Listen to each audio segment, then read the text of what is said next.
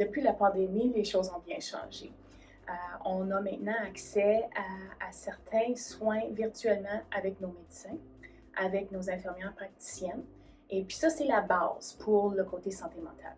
Mais au-delà de ça, au service de santé de Chapleau, on a le contrat pour santé mentale. On appelle ça notre programme Point décisif.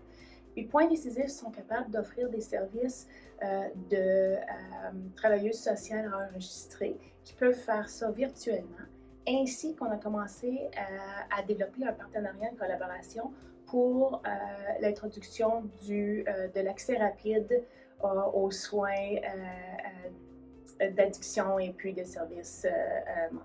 Donc, de ce côté-là, ça va être tout être virtuel. Alors, les gens qui seront en besoin d'avoir des soins vont être capables de venir travailler avec les gens de Point décisif et puis avoir accès à une infirmière praticienne, infirmier praticien qui pourrait leur prescrire les médicaments dont ils ont besoin pour leur crise. On veut toujours les services en personne en premier. C'est toujours ce qu'on voudrait. Mais la réalité, c'est qu'on vit dans un beau petit village entouré de belles forêts qui est un petit peu loin de plusieurs de nos services qui sont super, super importants pour nos clients, nos patients, nos résidents.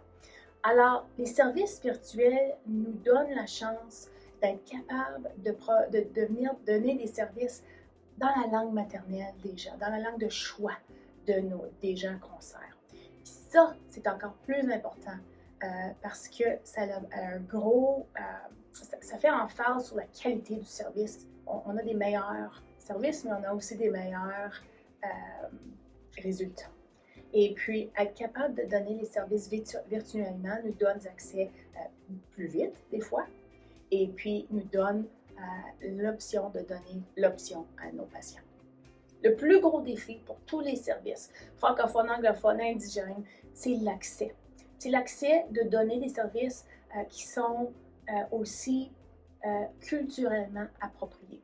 Et puis, faire des services, recevoir des services dans sa langue, c'est la chose qui nous donne les meilleurs résultats. Alors, virtuellement, ça nous donne des options qu'on n'avait pas il y a peut-être 3 ans, il y a peut-être 5 ans.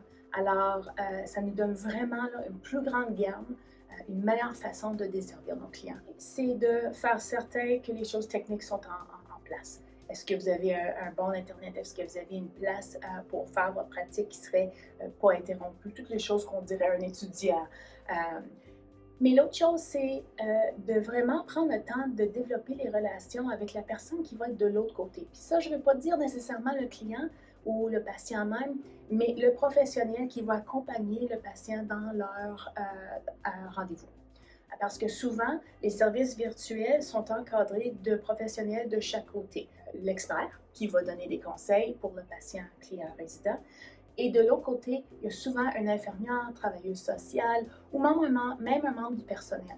Et prendre le temps de développer cette relation-là, peut-être faire un appel avant, savoir comment ils travaillent, comprendre un petit peu le dossier avant de commencer, ça donne une facilité de communication qui ne serait pas là autrement.